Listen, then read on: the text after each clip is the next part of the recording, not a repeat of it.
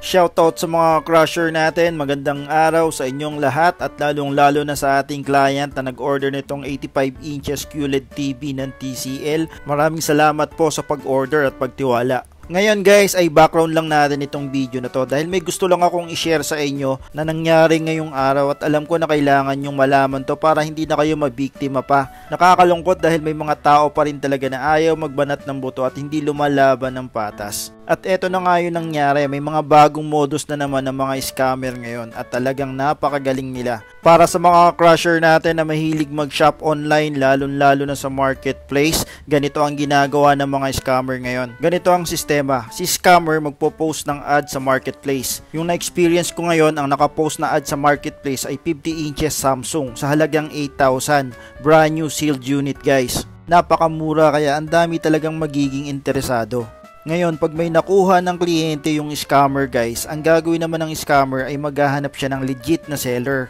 Magpapanggap naman siyang buyer ngayon sa mga seller na kagaya namin. At syempre kung ano yung nakapost ni scammer sa marketplace, in my case is Samsung 50 inches, yun ang hahanapin niya kunwari sa aming mga seller. At ganito ang drama sa amin ng scammer guys, busy siya, hindi siya pwedeng pumunta sa store para pick upin yung item, ipapapick up lang niya sa mga delivery app service at magbabayad na lang siya via GCash. Pero sasabihin niya na bago siya mag-send ng payment, kailangan niya muna ng mga proof. Kailangan niya ng mga picture ng item, kailangan niya ng mga video habang tinetest yung item, at pati yung courier service, kailangan din may picture ng plate number, pati yung driver. At ayun, pag na-send na nga namin itong nire-request niya mga proof, ito palang mga proof na to ang gagamitin niya. Ipapasa ito ni scammer sa taong bibiktimahin niya para magmukha siyang legit seller guys. At ito pa guys, napakagaling magmanipula talaga nitong mga scammer na to. Ang gagawin nito ay mag-a-advance booking sa mga delivery app. Syempre ang ilalagay nilang pick up point ay sa store kung saan pipick upin yung item.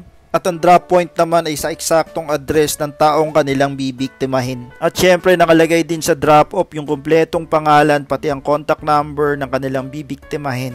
Para pag may nakuha na silang driver ay si driver ang tatawagan yung mismong biktima at magmumukhang lehitimo ang booking. At syempre itong si scammer sigurado ay sinend niya na yung link ng booking dun sa biktima. Ang purpose noon para malaman ng biktima ang details ng driver, pangalan, contact number, pati plate number ng sasakyan. At doon na nga pumapasok kung bakit kinukulit kami nitong si scammer na isend na agad ang picture ng plate number ng courier service at pati na rin yung pangalan, contact number at picture ng driver. At para ma-send yan na nga ito sa kanyang biktima at mukhang maging lehitimong transaction talaga ang transaction. After isend ni scammer ang mga information sa biktima at na-verify naman ni biktima na tugma lahat ng picture at mga information, doon na magsisend ng payment ang biktima sa scammer. Pagkatapos ma-receive ang payment ng scammer ay automatic ay ibablock niya na yung kanyang biktima at pati sa aming mga seller ay hindi na rin to magchat-chat at ibablock na rin kami nito. So napakagaling guys, imagine 3 tao yung pinaiikot ng scammer. Syempre una yung biktima, kaming seller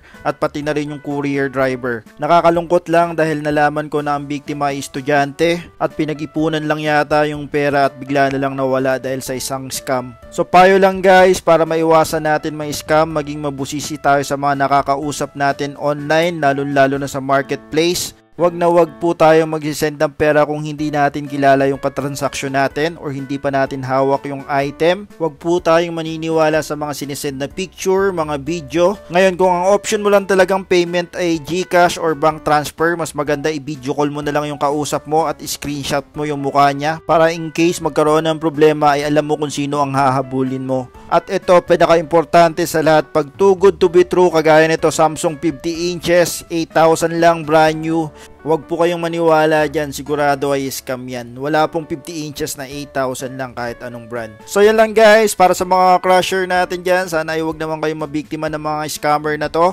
I-share nyo na rin tong video na to para malaman ng mga iba nating ka-crusher na walang idea sa mga ganitong modus. Maraming salamat po sa panonood, mabuhay po kayong lahat.